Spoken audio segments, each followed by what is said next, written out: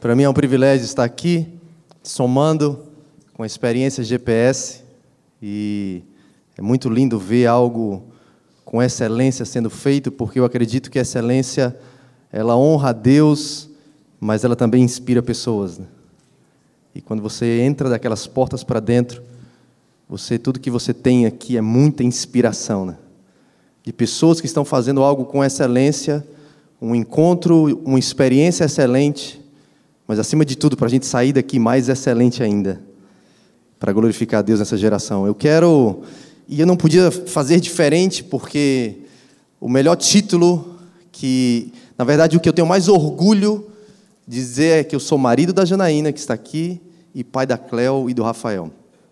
Então, apesar de todo esse currículo que foi lido aqui ao meu respeito, que eu achei bonito e ficou legal, eu quero que vocês conheçam um pouco sobre a nossa história, que vai fazer sentido para o que eu vou falar sobre empreendedorismo social.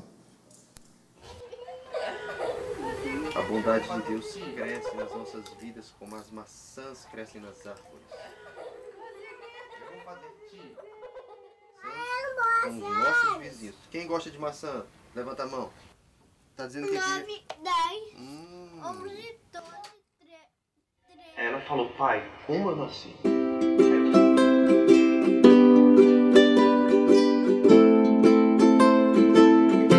Dá um beijo, eu tenho que deixar isso aqui. Não vai sair agora, não pode. Ela falou, pai, como eu nasci? Aí eu percebi que ela perguntou diferente pela primeira vez. Aí na hora eu parei de ler e chamei a Jana. Falei, amor, vem cá, a gente vai ter uma conversa com ela. Aí eu falei, filha, você é do coração, assim, pai, mas eu quero saber como eu nasci. O coração da mamãe explodiu? Como foi?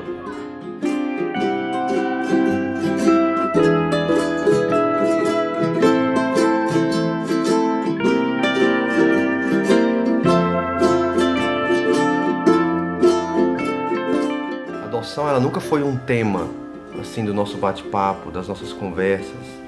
A gente não tem lembranças de sentar na roda de um amigo, seja numa festa, em algum lugar, por exemplo, e alguém tocar nesse assunto com a gente, a adoção, né?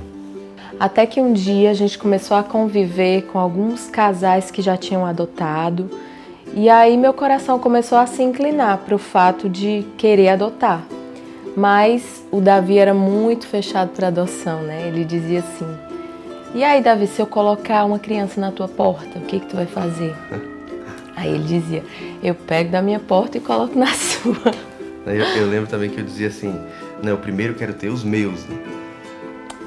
Aí uma amiga falou pra mim, por que você não ora e pede pra Deus transformar o coração dele? Porque Deus pode fazer todas as coisas. Aí eu disse, vou fazer isso então. Comecei a orar, colocar nas mãos de Deus que se fosse da vontade de Deus adotar, Ele iria transformar o coração dele. A gente estava convicto de que ela era a nossa filha, que a gente ia buscar a nossa filha. E naquela época também, tanto a Jana chorava quando via alguma mãe com um bebê no colo, como eu, às vezes escondido dela, conversando com um amigo, eu também chorava, dizendo, cara, eu não aguento mais, eu quero ser pai, eu quero viver com alguém aquilo que eu não vivi com meu pai, eu quero construir memórias para alguém que eu não tive, memórias de infância, brincando com meu pai. E eu dizia, puxa, eu tenho saudade de alguém que eu não conheço. E no dia que a gente viu a Cleo pela primeira vez, que ela estava com aquela roupinha amarela, de Joaninha, eu falei, puxa, eu descobri de quem eu tinha saudade, né? A sementinha do amor cresceu no tamanho do céu. Essa linda florzinha mora no meu coração. Foi um lindo presente E se chama Cleo. E hoje a gente entende que nós nascemos para isso. Nós nascemos para ser pai e mãe e para trazer essa mensagem de adoção para essa geração. A gente vive numa geração de órfãos, seja de pais falecidos ou principalmente órfãos de pais vivos. E aí surgiu o movimento Brasil Sem Órfãos, um movimento que nós voltamos para o Brasil em 2015 e nós fundamos e hoje lideramos esse movimento, que ele tem essa missão, que é garantir que toda criança tenha uma família, que toda criança possa ter vida, possa nascer, ela possa ter o direito a crescer num lar onde ela vai ser amada, onde ela vai ser educada, mas também toda criança ela tem o direito a conhecer Deus como Pai, porque nós somos adotados por Deus, nós somos filhos por adoção, como diz ali em Gálatas 4, e porque nós somos adotados, nós podemos viver todos os sonhos de Deus para nós, e é essa a nossa missão como pai e mãe, é fazer com que os nossos filhos vivam os sonhos de Deus para eles. Então nós somos esse instrumento de alinhamento para a vida deles. E a adoção ela chegou na nossa vida para ensinar a gente a amar na prática. A gente fala muito sobre amor, a gente prega muito, né? Mas a adoção é esse amor na prática, é a mensagem na prática, é essa escolha diária de amar, essa escolha diária de ser pai, de ser mãe. Então, a adoção é amar.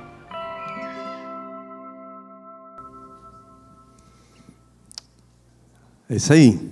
Esse é um pouco da nossa história. Isso é um pouco do que nós somos. E a minha motivação de estar aqui nessa tarde, você pode estar se perguntando, né? O que Brasil Sem Órfãos, o que adoção, o que tudo isso tem a ver com empreendedorismo social, né? Qual é a relação da nossa história, daquilo que a gente faz com o nosso tema da nossa palestra nessa tarde? Isso aqui é um pouco sobre a minha família. A Cleo tem 7 anos e meio. Nós a adotamos, ela tinha 4 dias de nascida. O Rafael é o nosso texano com chassi de cearense, né? Aquela jovem senhora é a mulher mais linda do ambiente, a minha esposa, que está aqui. Esse ano nós vamos completar 17 anos de casados. Então essa é a minha família, a razão pela qual eu acredito que não basta empreender. Não basta empreender. Empreender é uma capacidade de você superar limites. Empreender é uma capacidade de você inovar. Empreender é a capacidade dada por Deus ao homem de ser criativo. Porque Deus é o Criador e na sua criatividade Ele deu ali para Adão também a capacidade e a responsabilidade de dar nome para os animais. O Deus que deu o nome para os astros do céu falou para Adão, para a humanidade: não, agora eu quero que você amadureça e que você tenha responsabilidade. Você só pode amadurecer e ter responsabilidade para ser plenamente o que eu quero, o meu reflexo, a minha imagem, a minha semelhança na terra, se você assumir compromissos de exercer a criatividade, de dar destino para aquilo que eu criei. E aí foi dado a Adão a capacidade criativa de dar nome para os animais, e de ser pai e de ser mãe. E a lei da primeira menção, da primeira vez que Deus abençoou a humanidade, não foi para o homem ser um grande empresário. A bênção de Deus não está linkada com o fato de Deus abençoar os nossos projetos. Deus, eu sou um cidadão do bem, eu não mato, eu não roubo, eu dou meu dízimo, eu dou minha oferta, eu sou um frequentador assíduo da igreja. Deus, eu sou até um pastor, faz a minha igreja crescer, ou faz a minha empresa crescer. Não, Deus não tem compromisso em fazer os nossos projetos prosperarem. O compromisso de Deus é com os princípios que Ele estabeleceu. E o princípio de sermos abençoados por Deus é para sermos, antes de qualquer coisa, pai e mãe. Gênesis 1:28. Então, se tem algo que vai nos tirar do lugar de origem de sermos marido e pai, e a gente pode orar, pode clamar, pode orar em cima de milho, pode fazer o que for, e Deus vai falar: cara, eu não tenho um compromisso com a sua oração. Não adianta me manipular, nem orando em nome de Jesus. Tu não vai me botar na parede. Porque eu não sou um Deus de filhos prediletos, eu sou um Deus de filhos obedientes a princípios. Se você obedecer meu princípio, eu te abençoo, consequentemente, de forma natural. Por isso não basta empreender. Nós temos vários exemplos na história da Bíblia também. Nós temos Hiel, que foi um homem que empreendeu, reconstruiu Jericó depois de séculos destruída, mas debaixo de uma palavra de maldição de que quem empreendesse, ou seja, fazer algo na geração que poderia ser algo, que projeto empreendedor maravilhoso, reconstruir uma cidade. Era um líder nato, a capacidade de convergência, de propósito, sabe, de juntar, formar equipes que acreditassem na visão dele, que ia fazer algo não para si, mas para uma cidade. Mas a história diz Em 1 Reis 16:34, que quando ele começou o projeto, o empreendimento dele, ele perdeu o seu filho mais velho, e quando ele concluiu o seu empreendimento, ele perdeu o caçula. Então não basta empreender se nós estamos colocando em risco a nossa família, queridos. Não basta ser criativo, ser um bom líder, não basta ter ideias inovadas, não basta ser ousado, porque empreender também é correr riscos. Eu gosto de falar sobre isso, eu falava com o Jackson, que empreender não é você ter a segurança de que está tudo favorável, que o mercado está ao seu favor. Não, empreender muitas vezes é fé. Empreender, fé e empreendimento são dois lados da mesma moeda para mim. Fé e empreendimento é você ter algo, um projeto, e você não espera a situação ideal para você colocar a mão na massa. Você está tão inquieto com o seu empreendimento, com o seu projeto, que você decide construir o caminho para que o projeto seja viabilizado. Você corre risco, mas a inquietação, ela te tira do campo da ideia e ela te coloca no lugar da realização. A inquietação faz isso comigo e com você. Mas não basta empreender, porque nós empreendemos muitas vezes para maldição. Quando nós empreendemos para maldição e não para bênção? Quando o empreendimento coloca a nossa família em risco. Quando o empreendimento, ele só visa o lucro pessoal e ele alimenta a injustiça social. Esse empreendimento privado ou o empreendedorismo tradicional, eu digo que ele é egoísta. Ele tem o seu umbigo como o seu Deus, o seu ventre, o seu Deus. Ele só pensa em si, ele não coopera, ele não contribui para o todo, ele não colabora com o desenvolvimento da sociedade, com o desenvolvimento da nação. Esse empreendedorismo é aquele que diz que o Brasil não está bom, então eu vou arrumar as minhas coisas e vou para a Flórida.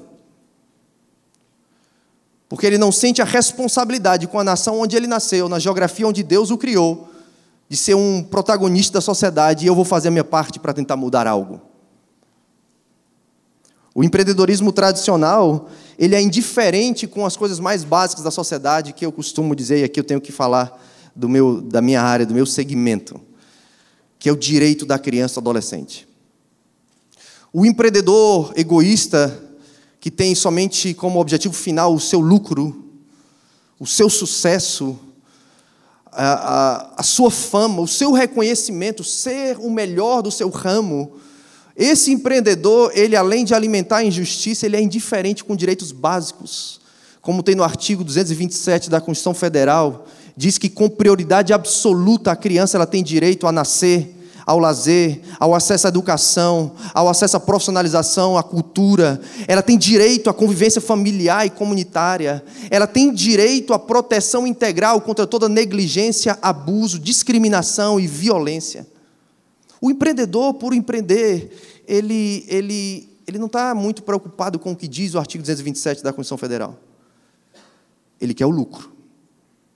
Ele quer o lucro. Então não basta empreender. Nós não nascemos para ganhar dinheiro. Nós não nascemos para ganhar dinheiro. Em nome de uma ambição de querer ganhar dinheiro, nós vivemos numa geração, o Brasil, por exemplo, é o 9º país no mundo, dentre os 10 países desenvolvidos com maior quantidade de órfãos. Segundo a Unicef, nós temos 3,7, quase 4 milhões de órfãos no Brasil. São quase 50 mil crianças institucionalizadas naquilo que chamávamos antes de orfanato, hoje casa de acolhimento. São 700 mil crianças por ano que nascem que não têm o nome do pai na certidão de nascimento. Porque o brasileiro, no país do futebol e do carnaval, ele gosta de expor o corpo da mulher, mas quando o local chamado barriga desse corpo cresce, ele não assume as consequências dos seus atos. Então nós temos 5,5 milhões de crianças, segundo o último censo escolar, que não tem o nome do pai na certidão de nascimento, um direito básico. Básico. Mas empreender por empreender só visa lucro. Mas tem construído uma sociedade de órfãos, de pais vivos. E esses números da Unicef, eles não estão incluindo as crianças em situação de rua. Esses números da Unicef, eles não estão incluindo, por exemplo, de onde eu venho, em Fortaleza, é conhecida mundialmente como a capital da prostituição infantil. Esses números não incluem as crianças que são vítimas de tráfico humano. Não inclui crianças que são escravas porque são forçadas a trabalho infantil, né? Esses números não estão incluindo as crianças nem, como diz o Dr. Sávio Bittencourt, procurador da Vara da Família do Rio de Janeiro, que são crianças que não têm direito a um advogado, não têm direito a ter uma foto, uma imagem, nem um defensor público por ela. Elas estão simplesmente dentro de 4 paredes como um cárcere privado. Até que alguém chegue e diga, eu quero ou não quero essa criança, que é a família de origem. E aí alguém vai falar, então está destituído o poder familiar, essa criança pode ser adotada. Mas até que isso aconteça, lhe é roubado o seu direito mais básico, que é de ter uma família. Ter alguém para chamar de pai e mãe. Com 9 anos de casados, eu chorava para ser pai. Chorava para ser pai porque eu não tive um pai presente. Eu ouvi o meu pai falar que me amava pela primeira vez aos 16 anos de idade. Depois de 5 anos de separação, meu pai e minha mãe reataram o casamento e eu falava para minha mãe, mãe, por que a senhora voltou com esse cara? Separa desse cara. Eu odeio esse cara. Mas com 16 anos de idade, eu tive um encontro com Jesus. E Jesus mudou a minha história. E um dia eu pude perdoar aquele que era cara e chamar de pai, lavar os pés dele e dizer, olha, eu quero que você me perdoe porque eu não fui um bom filho. E eu quero te perdoar porque também você não foi um bom pai. E Deus começou um processo de restauração da nossa casa. Porque Deus tem uma vocação para nós como indivíduos, mas Deus tem uma vocação familiar. E o diabo tentou destruir nossa casa muitas vezes, como tem tentado destruir as famílias, que a base da sociedade, artigo 226, um artigo anterior da Constituição Federal, diz que a família é a base da sociedade. O diabo está se lixando pela quantidade de membros que nós temos na nossa igreja, pelo tamanho da nossa empresa, pelo nosso extrato bancário, pela roupa de marca que a gente usa, pelo celular que a gente tem. Ele não está preocupado com isso. Ele está preocupado com como estão os nossos relacionamentos familiares. Porque se os nossos relacionamentos familiares não estão bem alicerçados em amor, no vínculo do amor, todo projeto que a gente empreender, ele tem os dias contados. Nenhum sucesso vale a pena se nós tivermos um fracasso dentro de casa. Ou se nos deixar como alguém que alimenta ou é indiferente com o direito a crianças também terem um lar, uma casa. Tem um teólogo alemão, Dietrich Bonhoeffer, que ele diz assim, o silêncio em face do mal é o próprio mal. Deus não vai nos manter inocentes. Não falar é falar. Não agir é agir. Por isso eu te pergunto, você está disposto a andar na contramão? Você está disposto a não ter mais o lucro como um fim, o seu sucesso pessoal como um objetivo maior? Você está disposto a andar na contramão do que o mercado diz? Do que a pressão financeira nos impõe? Você está disposto a andar na contramão até das tuas ambições pessoais, dos teus projetos de vida, que você tanto se dedicou e até se preparou para poder galgar novos lugares e realizar sonhos pessoais? Você está disposto a abrir mão e andar na contramão? Se a sua resposta é sim, eu quero te fazer um convite, se torne um empreendedor social. Se torne um empreendedor social. Mas o que é o empreendedorismo social? O empreendedorismo social, eu costumo falar que é a oportunidade da gente alinhar a nossa carreira, o nosso negócio, com o nosso propósito de vida e nossa vocação. Isso vai continuar nos dando um lucro, isso vai trazer renda, isso vai manter a nossa casa, mas isso vai gerar um impacto social na nossa geração. O empreendedorismo social é mais do que um negócio, é um propósito. É uma causa. Se eu passasse o microfone aqui hoje e te desse a oportunidade de você falar, qual a sua vocação? Por que você existe? Qual a razão da sua existência? Qual é o seu propósito de vida? Porque é muito medíocre o fato da gente imaginar que a gente só existe para acordar, trabalhar, alcançar metas para pagar contas. E se sobrar um pouquinho de dinheiro, a gente faz uma viagem de 10, 15 dias no final do ano ou no meio do ano. Mas, às vezes, sobra mês e falta dinheiro, né? Mas a gente tem que Não, eu tenho que trabalhar, eu tenho que produzir, eu tenho que botar comida na mesa para os meninos. Né? Mas o empreendedorismo social, ele é muito mais do que um negócio. É acordar de manhã com um brilho no olhar. E como pastor, que também eu sou, se tem algo que mais me inquieta é conversar com alguém e não ver mais o brilho no olhar daquela pessoa. São pessoas que já estão no automático. Elas já não sabem mais por que elas estão fazendo, elas só dizem, eu tenho que fazer. O senso de responsabilidade está maior do que o senso de existência. O senso de responsabilidade com o fazer, hoje grita mais alto do que o ser. E eu preciso nos lembrar que nós estamos na gestão profunda do ser, e não na gestão profunda do fazer. Então eu não estou aqui motivado para te falar o que você precisa fazer para você ganhar dinheiro. A minha motivação de estar aqui é, cara, o que nós precisamos ser nessa geração?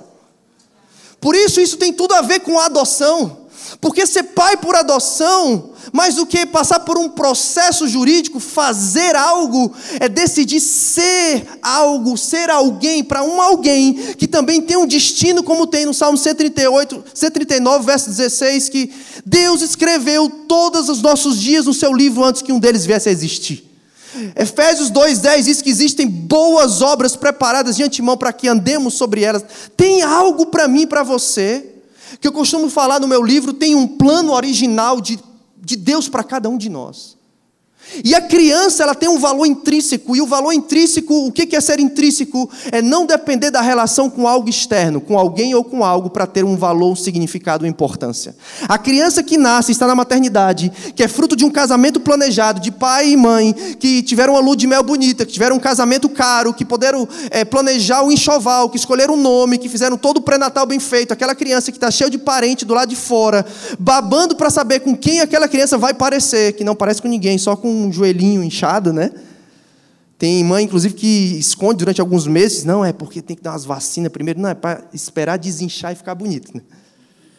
Mas essa criança que está cheia de parente babando lá de fora da maternidade, ela tem o mesmo valor intrínseco aquela que foi gerada no ventre de uma mulher em situação de rua, prostituta e usuária de crack. Diante de Deus, ambos têm o mesmo valor. Intrínseco, absoluto, intrínseco, incalculável, imensurável. Por quê? Porque é uma princesa aos olhos de Deus. Assim foi nossa filha. Não tive o privilégio de ver a barriga crescendo, ouvir o primeiro batimento cardíaco, como ouvimos do nosso filho Rafael, que parecia um feijãozinho, mas já tinha o barulho do batimento cardíaco, né? A gente fez aquele vídeo, sabe, quando a mulher fica parada 9 meses, assim, várias vezes na mesma posição, com a mesma roupa, e a barriga vai crescendo, e no final ela está com o bebê. Quem já viu esse vídeo? Levanta a mão aí. Nós fizemos esse vídeo. Celebramos a gestação do Rafael. A Cléo veio para nós, ela já tinha sido gerada. Ela já estava viva, já estava na maternidade, já estava com assistente social, mas o valor dela... Teve festa no céu, da mesma forma quando o Rafael nasceu. Não muda. Então, empreender, para mim, tem sentido quando ele gera um impacto social. Quando ele tem uma causa. Você tem uma causa? Tem uma causa que te motiva a ganhar dinheiro? Porque para o empreendedor social, o porquê empreender é mais importante do que o que ou o como. Qual é a motivação, cara? Por que empreender? Para ter aquele carro? Para fazer aquela viagem? Para trocar de casa? Para sair do aluguel? Para comprar um celular novo? Por que empreender? A gente tem que fazer essa pergunta. Por que empreender? Porque falar do porquê é falar da causa. Falar do porquê é falar do propósito de vida. Falar do porquê é falar da vocação. E vocação é a resposta de Deus através de você para a sua geração, para as necessidades, para os problemas da sua geração. Aristóteles diz que onde as necessidades do mundo cruzam com as minhas possibilidades e com as minhas habilidades, ali está a minha vocação. John F. Kennedy disse: não pergunte o que o seu país pode fazer por você. Pergunte o que você pode fazer pelo seu país. Empreender é fazer essas perguntas e estar alinhado com essa vocação, que nos torna agentes de transformação na nossa cidade, no nosso estado e na nossa nação. E eu queria passar para você um conjunto de habilidades de um empreendedor social. A Ashoka, que é uma das, segundo o último resultado, a 5ª ONG no mundo na área de impacto social, uma das maiores redes colaborativas de empreendedores sociais no mundo, que existe desde 1980. Ela apresenta para a gente algumas que ele chama de competências transformadoras, e eu chamei de conjunto de habilidades, para se você quiser se tornar um empreendedor social. O primeiro é a empatia. Você precisa ter empatia. Nós vemos numa geração onde é cada um por si, Deus por todos, né? Mas a empatia nos coloca no lugar do outro. A empatia nos faz sentir o que o outro está sentindo, a dor do outro. E para mim isso é evangelho. Por isso nós somos adotados. Porque Deus viu a dor que havia em mim e em você, e Ele falou: cara, eu tenho que fazer algo. Eu vou mandar Jesus.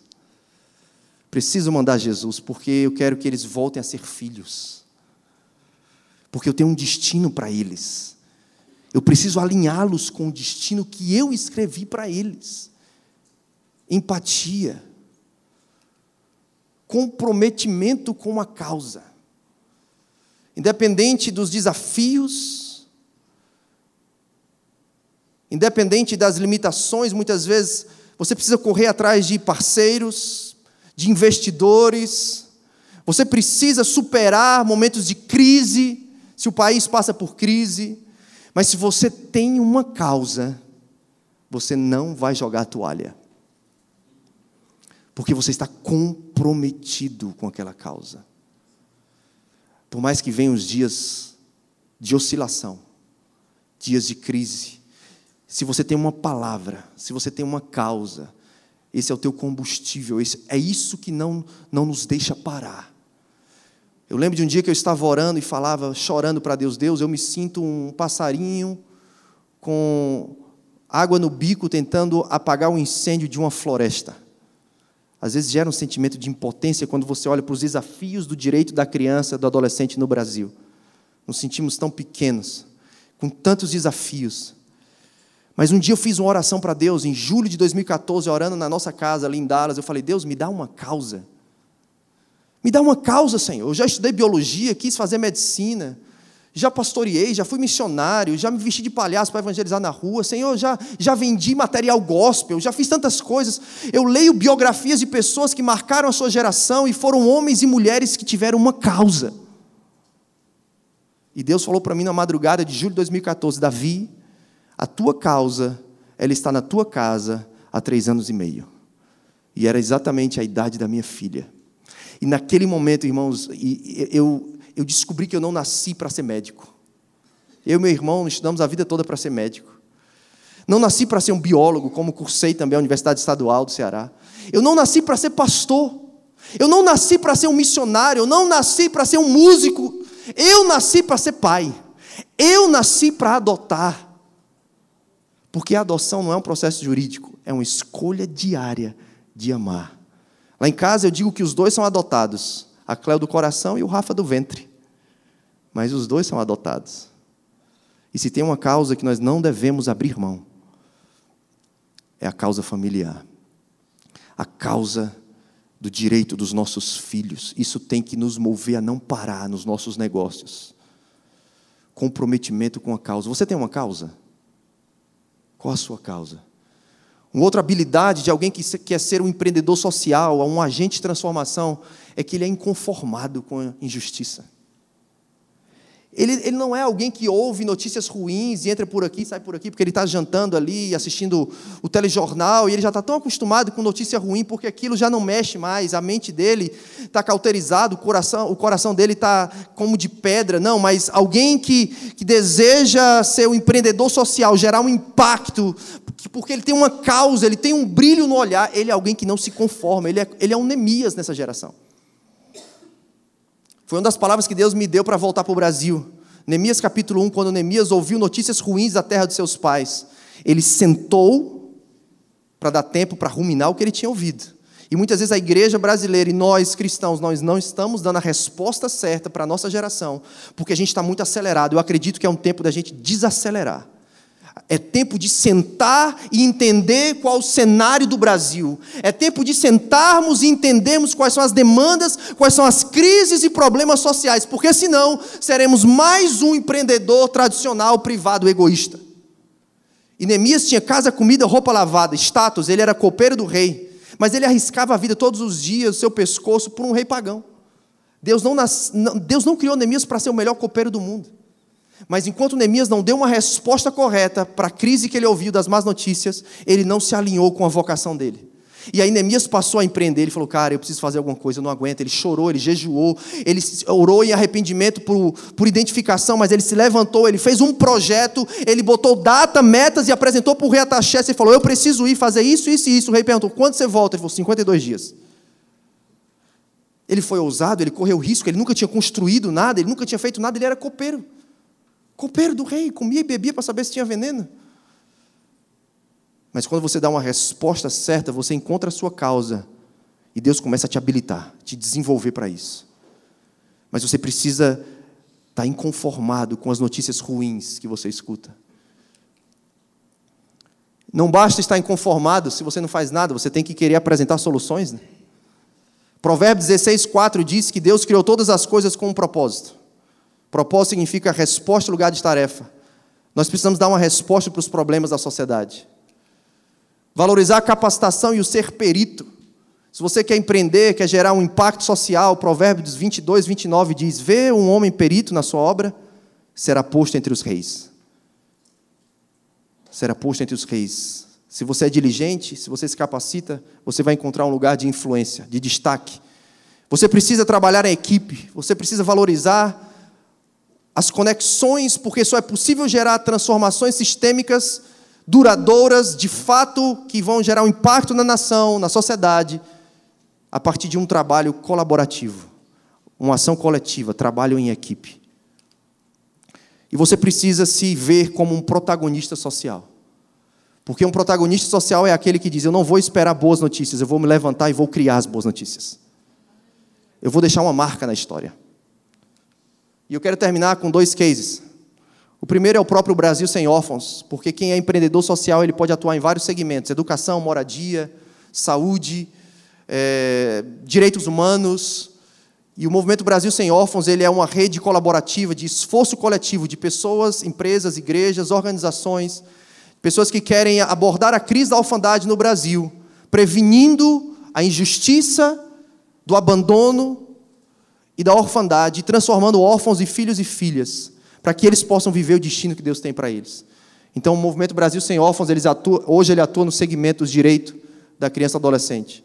E, por último, o Mevan Academy, que é a plataforma de ensino geracional e global do Mevan, onde eu tenho o privilégio de ser diretor e trabalhar com uma equipe fantástica, que nós temos aqui o pastor Vannes vai falar, nós temos o Micael, nosso produtor audiovisual, e nós, com toda uma equipe da Casa Local do Mevan, nós acreditamos que podemos apresentar soluções criativas em uma sociedade em crise de identidade, pessoas com crise vocacional, e por isso o ciclo de injustiça, ele não é quebrado, ele não cessa, porque nós não estamos formando protagonistas sociais. Nós estamos formando pessoas simplesmente para ganharem dinheiro. E esse não é o nosso papel na nossa plataforma de ensino. Nós queremos apresentar cursos à distância e cursos presenciais que vão trazer solução para a crise da identidade, da crise vocacional. E nós vamos levantar uma próxima geração de protagonistas sociais no Brasil. Muito obrigado.